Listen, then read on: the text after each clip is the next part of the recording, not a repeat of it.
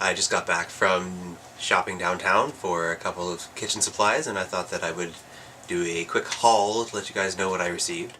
I basically wanted to get a couple of different knives. I'm looking for a new filleting knife.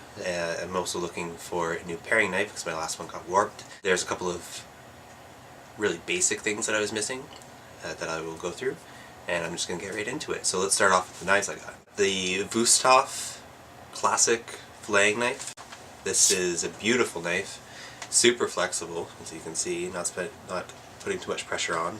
I've been meaning to get a nice filleting knife. Mine is a Victorinox, which is pretty good, but my chef knife and my paring knife are Wüsthofs.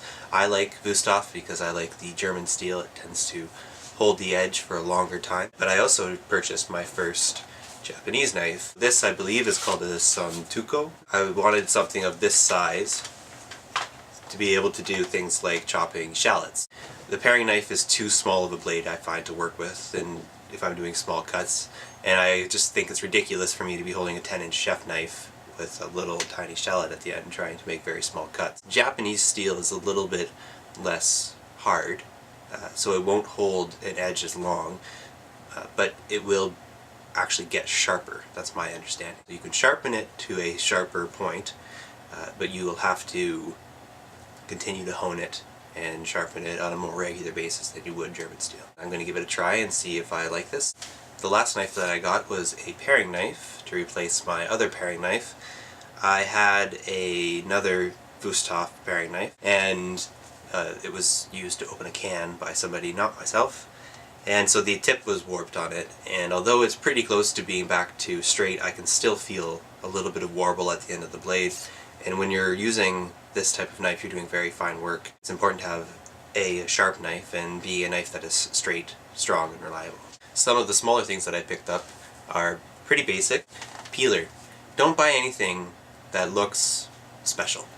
Buy the plainest Y peeler that you can find. This is the most durable, it's going to give you the most flexible range of motion, it's going to do everything that you need to do.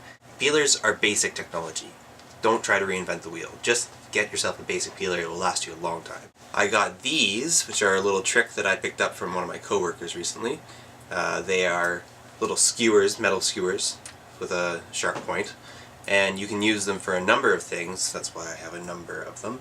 Put it into the middle of a piece of meat for about 5 seconds, pull it out, tap it to your lip, and see how warm it is to let you know what doneness you're at, or if things are finished. You can do the same thing for if you're baking pastries. You can also use it to check firm vegetables to see if they're all the way cooked through. I finally picked myself up a pair of kitchen shears. This is also related to filleting fish. You can use it to chop off the fins, good for cutting butcher twine, opening packages, whatever you need to do. I got a fairly sturdy kind.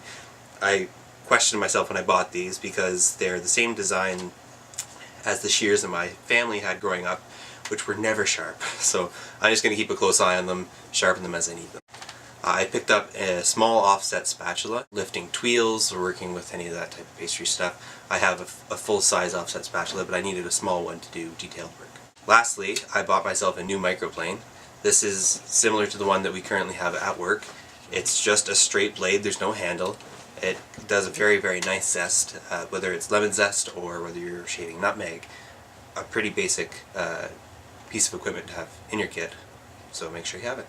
So that was my adventure in downtown Toronto tonight. Thanks for watching. Bye. Check out thecheflife.com. Bye. It's not the chef Nope, it's not, but I'm going to edit that part out.